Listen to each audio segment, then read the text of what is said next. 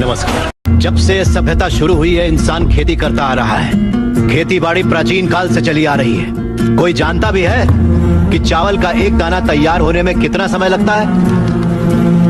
नहीं जानता।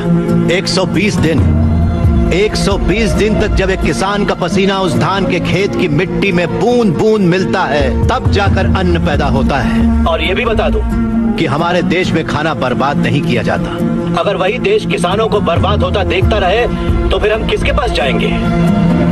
खाना खिलाने वाले से कहा जाता है अन्नदाता सुखी भवतु।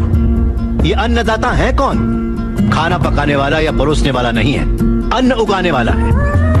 और ये खेती जैसा उपहार ईश्वर ने हमें दिया है। सेल फोन के बिना हम जिंदा रह सकते हैं, टीवी और एसी के बिना भी हम लोग जिंदा रह सकते हैं।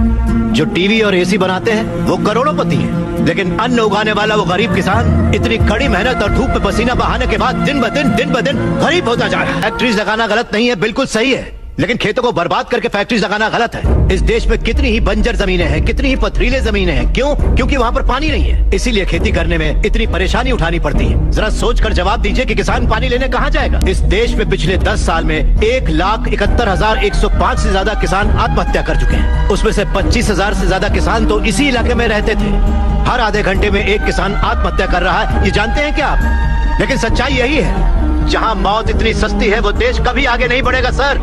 तकरीबन 10 लाख से ज्यादा किसान अपना पेट पालने के लिए गांव छोड़कर शहर में मजदूरी करने आ जाता है। जो हमारे देश की रीढ़ की हड्डी है वो बिल्डिंगों में चौकीदारी करता है। जो किसान हमारा भगवान है, अन्नदाता कहलाता है, वही मंदिरों के सामने भीख मांगता फिर रहा है। वादों पर मत जाइए, जमीन पर आ जाइए।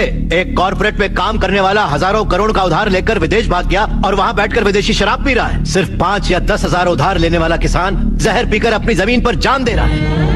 इन कॉर्पोरेट्स की काली करतूतों की वजह से हमारी हरियाली जली जा रही है। खेत सींचने वाली नदियां फैक्ट्री से निकलने वाले गंदे पानी से जहरीली होती जा रही हैं। ये मल्टीनेशनल कंपनीज की मशीनें हमारी खेती वाली जमीन पर कब्जा करके उन्हें खत्म करती जा रही हैं। पर ये दिखाई नहीं देता। किन फैक्ट्रीज की बात कर रहे हैं आप? सारे हेल्दी फूड्स में मिलावट करके ये उसे बर्बाद करते जा रहे हैं। अंडे को शैम्पू में, गाजर को क्रीम में, सोया को साबुन में। 2 रुपए का अंडा 10 रुपए में, 10 रुपए का गाजर 100 रुपए में खरीद रहा है ये कॉर्पोरेट वर्ल्ड। इस रेट पर क्या कोई गरीब खरीद पाएगा? फिर भी ये पैसा किसान या गरीब तक कभी नहीं पहुंच पाता, क्योंकि बिचौलिए ले जाते हैं। ये बिचौलिया धीरे धीरे और अमीर होता जाता है।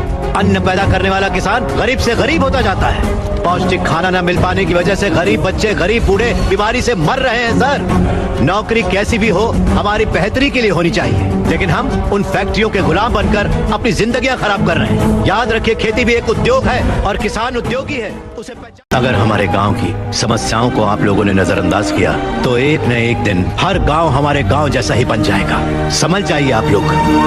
अगर ये मीडिया कोशिश करे तो ये दुनिया हिला के रखते हैं। वो ताकत है आप में। लोगों के दर्द को आपको बताने के लिए आपको परेशान किया, उसके लिए माफी चाहिए। अगर आपको लगे कि ये सही है तो हमें न्याय दिलाने के लिए हम सबकी मदद कीजिए।